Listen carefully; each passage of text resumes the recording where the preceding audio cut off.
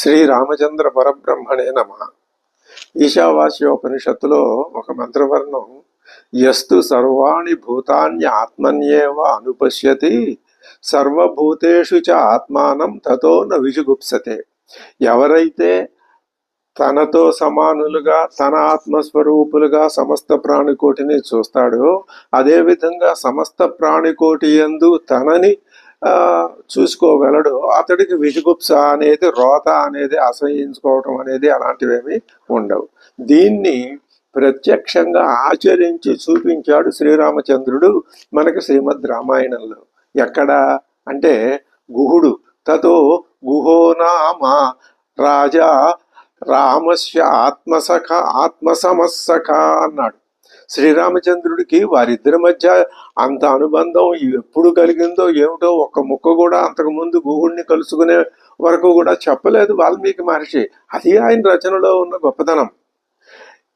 వాళ్ళు ఇప్పుడు వనవాసానికి బయలుదేరి గంగా తీరానికి వస్తే గుహుడు తెలుసుకుని ఎదురు వస్తున్నాడు.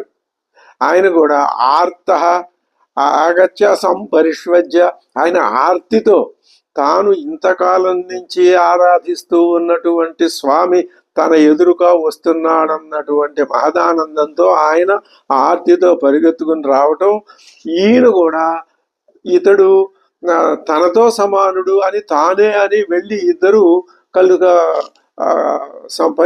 పరిష్వజ్య అంటే ఆశ్లేషించుకోవటం. ఇది చాలా అద్భుతమైన ఘట్టం. దీనివల్ల మనకి ఏం తెలుస్తున్నది అంటే, మానవుడు ఏ విధంగా తన యొక్క మనస్సులో ఉన్నటువంటి జుగుప్సాది భావాల్ని నిర్మూలనం చేసుకోవాలి అని స్పష్టంగా చెప్తున్నాడు వాల్మీకి మహర్షి ప్రవర్తన ద్వారా. అంతే తప్ప ఒక్కసారిగా మోక్షం ఎక్కడో చెట్టు చివరన ఉన్న మిఠాయి పొట్లంలాగా వచ్చి చేతుల్లో పడమంటే ఎవ్వరికీ పడదు. ప్రయత్నపూర్వకంగా సాధించుకుంటేనే అది సాధ్యం తప్ప లేకపోతే రాదు.